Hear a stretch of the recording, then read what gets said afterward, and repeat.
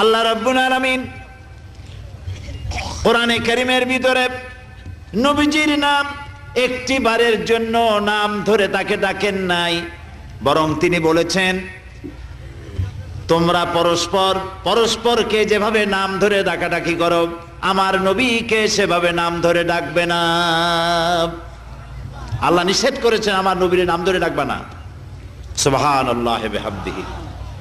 এই পৃথিবীতে যত নবী আসছেন সমস্ত নবীরা হলেন এলাকা ভিত্তিক নবী, অঞ্চল ভিত্তিক নবী।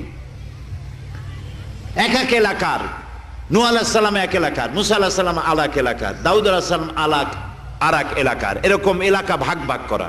কিন্তু মুহাম্মদ সাল্লাল্লাহু আলাইহি ওয়াসাল্লামকে আল্লাহ রাব্বুল আলামিন কোন এলাকার জন্য নবী বানান নাই।